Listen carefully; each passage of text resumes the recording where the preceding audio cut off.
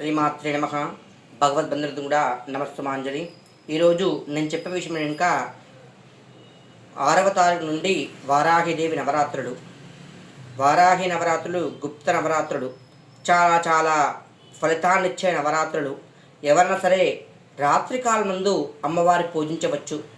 ప్రాతకాలంన యథాస్థానంగా మీ కర్తవ్యాలని ముగించుకోండి. ఆఫీస్కి వెళ్ళే వాళ్ళు, డ్యూటీకి వెళ్ళే వాళ్ళు ఎవరైనా సరే వెళ్ళి సాయంకాలం వచ్చిన తర్వాత దంతదవనం చేయండి. పళ్ళు దోమి నీటిగా స్నానం చేసుకొని అమ్మవారి దగ్గరికి వచ్చి నివేదించే పదార్థాలు ఏ ఉండో అవి వండుకోండి.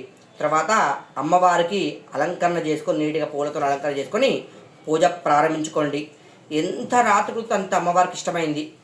మొట్టమొదటి చెప్తున్నా, 8 తర్వాత పూజ ప్రారంభించండి. మీ అవకాశం బట్టి తెల్లవారుజాము వరకు అమ్మవారి పూజ జరిపించుకోవచ్చు.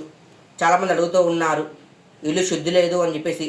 శుద్ధి అనేది ఏమి లేదమ్మా.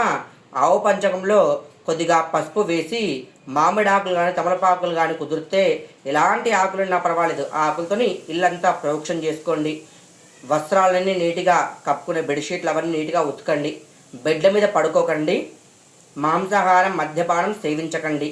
ఇది మోస్ట్ ఇంపార్టెంట్. మద్యపానం మాంసాహారం గృహంలో తీసుకురావద్దు, వండొద్దు, చెయ్యొద్దు.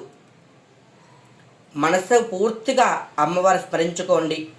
నిన్నటి వీడియోలో ఇలా వీడియో చేసే కదా, ఆ వీడియోలో వివరంగా పూజ విధానం ఇచ్చాను.